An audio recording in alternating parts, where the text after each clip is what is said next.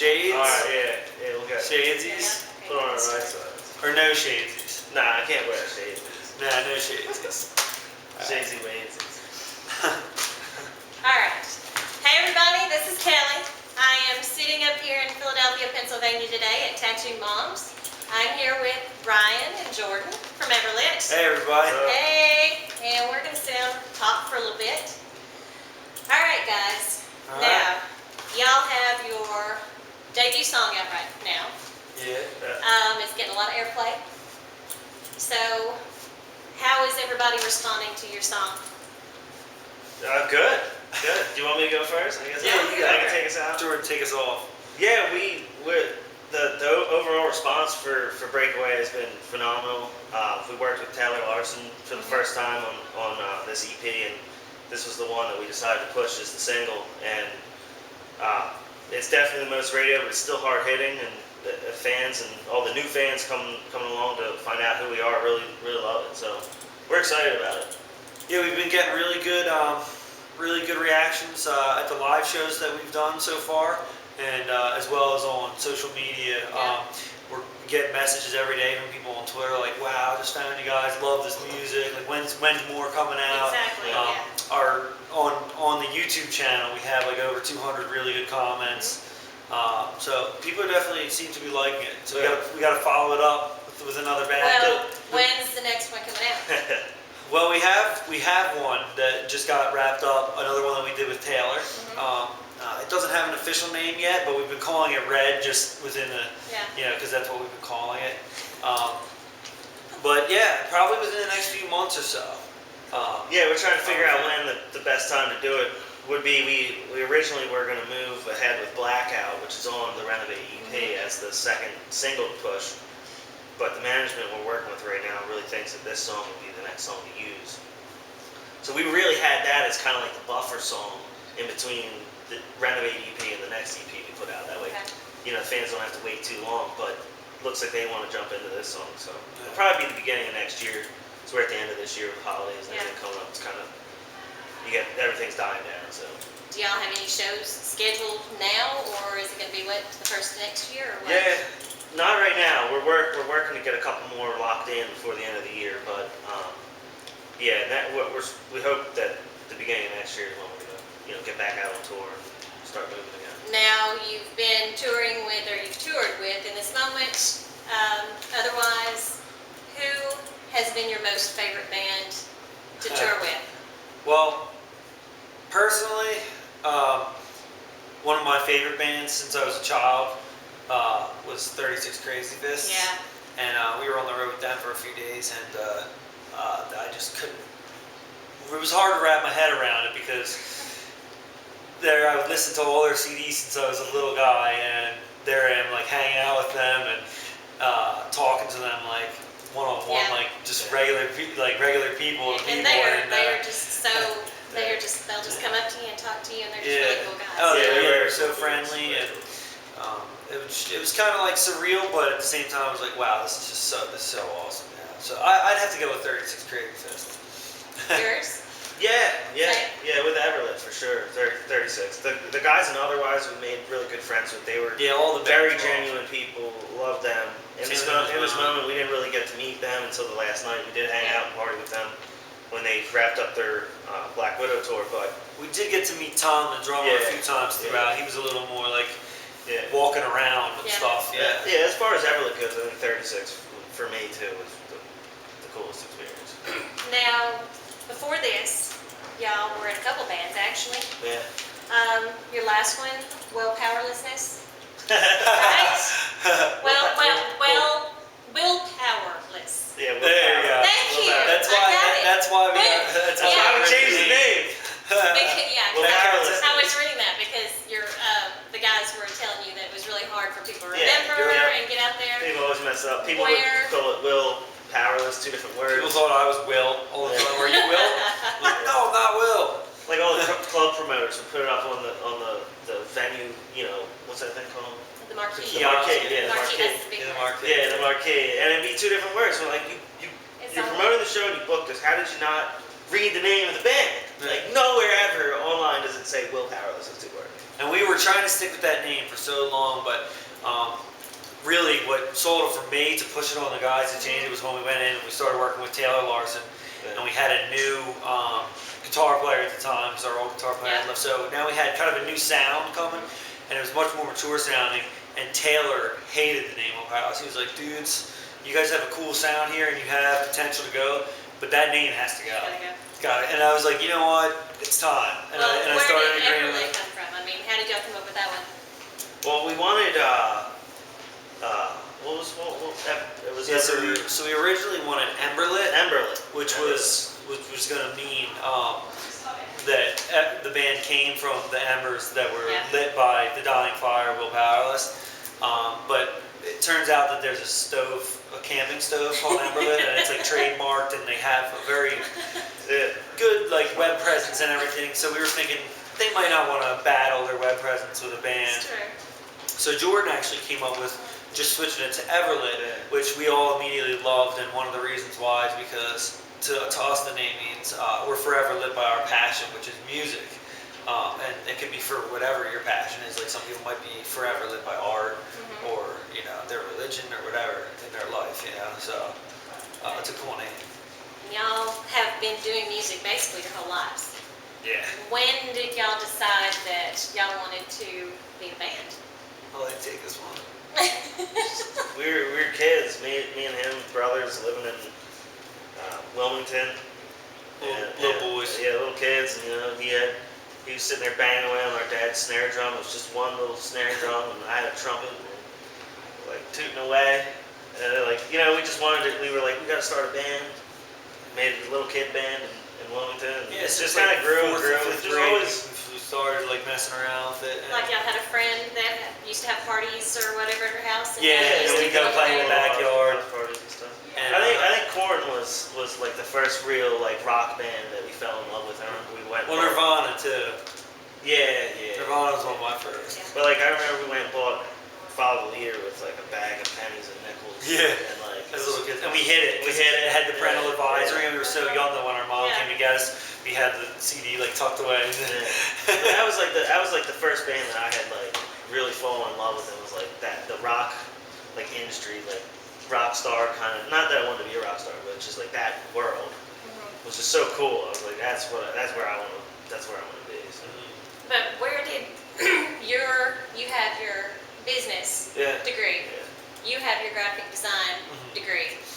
So when did y'all decide y'all wanted to do that? Like, is that what y'all had always wanted to do too? Yeah. And Well, I've always, since I was young, I was always a drawer, and like I would try sculpting with clay and painting, and did painting classes and everything. So then when it was time to go to college, I wanted to go to art school, so I went to the Art Institute of Philadelphia, and I became really good with just graphic design and 3D rendering and doing all that kind of cool stuff on the computer. So, and as much as we love the band and hope we can make a solid career out of that, it's good to have some kind of alternate plan in this. This industry is very hard, so it's a good alternative plan because we still love it. When we got to the point of needing to go to college, it was, do you go to college or do you hit the road as kids and really try to build the band that way? And it's just tough trying to get everybody to agree to go live on the road and really put all your time and energy into it. Our dad didn't want us to do it. The other members, parents weren't really all about it. We couldn't really get a definitive, we're going to drop everything and do it. So, we decided to go to college and worked out. Now we run our own company, so we can get out on the road, we can work on the road. We don't have a job holding us back. So it's all internet-based work. It's all digital. So the websites are all managed through the cloud and through online management services. And so when we're in Harvey, our RV, driving from one state to the next, we set up on a little table in the RV, and we're checking emails, calling the clients, calling our that's web good, 'cause developers. a lot of people don't. They can't do that. The message here is be responsible. Have a backup plan. It's not a bad idea. You gotta pay your bills. Still. Yeah, you do. Because music doesn't. No, it doesn't. No, you pay to play. Exactly. If you put in enough time, it may, but you can't live your whole life thinking that that's going to be your one thing. And I think everybody does this because they love it. I mean, Yep. it's not for the money. Yeah, it's more of Yeah. our, If you make it's our money, fun time. Yeah. Yeah. You make So, money The off old, of it. you know, a lot of people drop out. Like the further they get into, the older they get as the music career, the music industry weeds out the weak. You know? It's not made for everybody because you don't make money in it. And a lot of people get sick of that, pump the money into it. Yeah. They get family life and kids. Your girl wants them to settle down and everything. Yep. So, I mean, it happens, but it's fun. And we do it because we love it. Now, y'all had a little point in time where, Jacob had went off and done his own thing. Yep.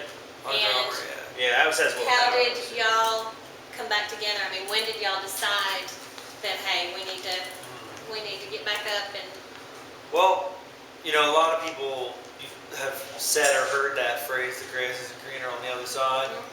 And we had altercations between us and him, and we thought that it wasn't the right thing. And he tried leaving, and we tried working with a couple different drummers, and the whole time we were thinking, wow, it was better with Jacob. yeah, And the whole time he was thinking, wow, it was better with them. And so then, actually, we reached a point where we couldn't work with our drummer anymore, and he reached a point where he couldn't work with his other band, which was us from outside at the Yeah. time. They just weren't clicking. We weren't clicking with our new drummer, and it happened at the same time, the splits. So we were like, dude, come on home. yeah, back come on home. And that's what we named our first album back with him, Found Their Way Home.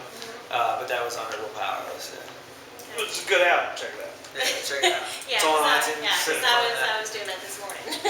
Oh, did you listen to that one? Yes. There's some good I like tracks on Checking out all that. kinds of stuff That one's today. got American Psycho. That was our Yeah, American coolest Psycho song was we did. good. This Will Powerless. Now, the band that y'all had when y'all were much younger, back in Delaware, the Quake 220. Oh yeah. How do you know about that? I know all kinds of Yeah, things. you did your research. Yeah. I did all You- kinds of I things don't know- today. I don't know how you know that. That's so fun. There's proof of everything everywhere. It never goes away. Someone must have mentioned that at some point. No, it never goes away. It is written. It is written out there. Big 220 was we were little kids. We were actually the Venus flytraps before that. Yeah, we were. Wow. Yeah, we had. Well, we were actually like the pink flamingos with bikinis or something. Then we were Snot Rocket. Yeah, we had Snot Rocket. We had Lava Lamp. We had Sponge for a while. We were called Sponge, but we didn't know there was actually a band called Sponge already.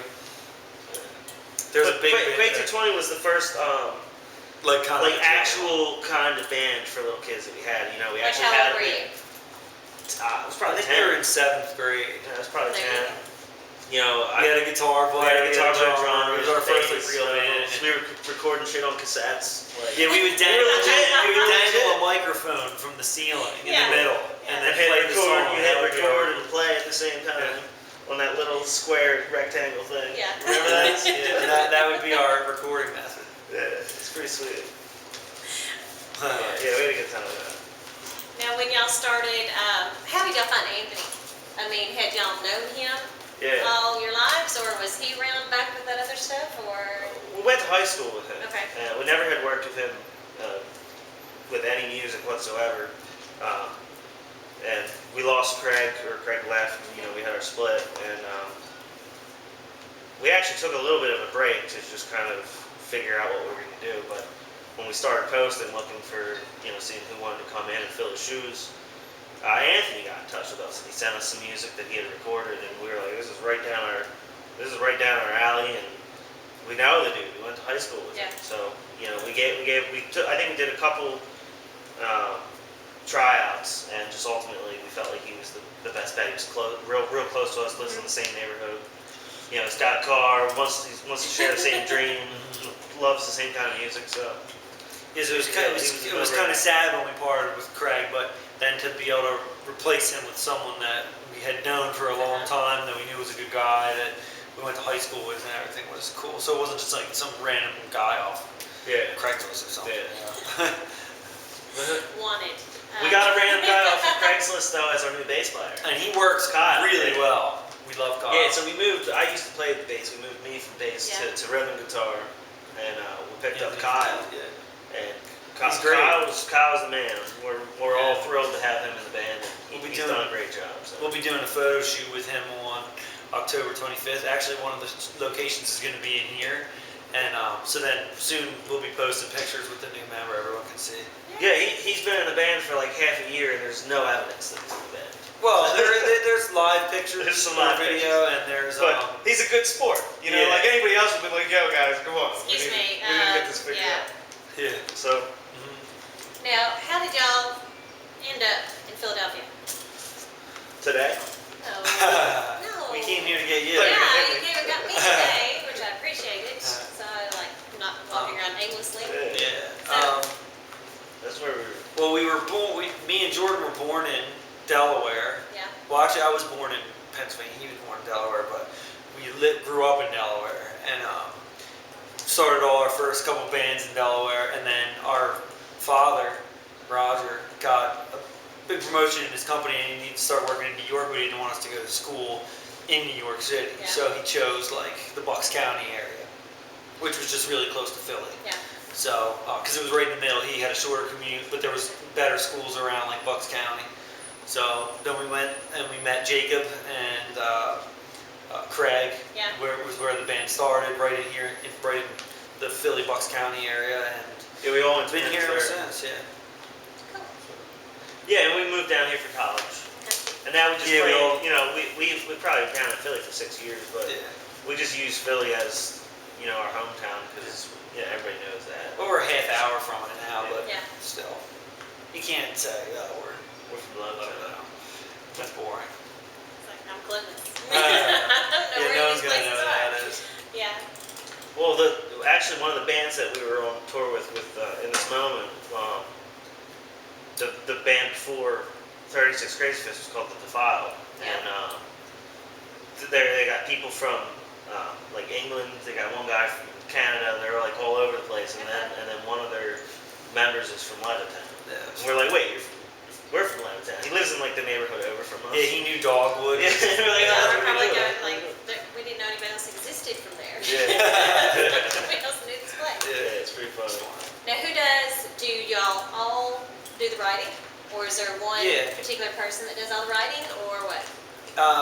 Me and Jacob, the drummer, we do all the vocal melodies, and the lyrics. We work on it together. A lot of times I'll start it, I'll get like a good bass going, and then we'll meet and I'll show him like the vocal patterns I'm thinking. We work together, and we just hash out the lyrics. And he's actually a hip hop artist too, on the side, and it's called Fidelity. But he's really good at like tying like rhymes together, and like so he'll take the lyrics and just really tie them together really nicely. And then the band, we all kind of work together on the riffs and the drums and everything. But yeah, it's just like sometimes Jordan will bring a riff to the table, and then we'll all work on it. Sometimes Anthony will bring a riff to the table. Sometimes Kyle. And Jacob, for the most part, writes all his drums to what everybody's doing. I do play the drums a little bit, so I try to get a little bit of opinion in here and there. I'm like, yo, dude, how about this beat? You know, and then I'll do like some air drum stuff. Yeah, I don't know if the camera caught it when we first started up, but he's there. He's there doing air drum man. Yeah, give us a little beat, dude. Get your little box. Sit on the box. He just blessed us with. Yeah, I just blessed you with some air drums. All right. Well, I know y'all are going to be getting ready to head out, and I appreciate y'all sitting down with me. Thanks, And Kelly. I appreciate y'all coming and picking me up at the airport. No problem. That's what we wanted. We wanted to come get you at the airport. Yeah, y'all like. We were actually just talking about how we had an urge. Scissors. No, we had an urge to go to the airport. It was like, this is perfect. Yeah, let's just cruise through here. I just didn't want you getting stuck with some creepy Uber person or something. Yeah. I was just gonna go with the creepy cab Creepy cab. Creepy cab. because I knew I'd get lost on the train. Yeah, the train. It's so much work. Got to figure out this and that. Yeah, I would never make it. I would end up. Yeah, I'd rather pay more for convenience than try to figure things out. It's the kind of guy I am. I appreciate it. Thank you. Thank you. Yeah. Thank you. Thanks for Don't leave me spending hanging. time with us. No, leave me hanging. Oh, nah, you can't do that. Not on camera. Alright, give me one. Oh, look, now you leave me hanging. Stuff is boast hanging. The guys from Everlit. Thanks for watching.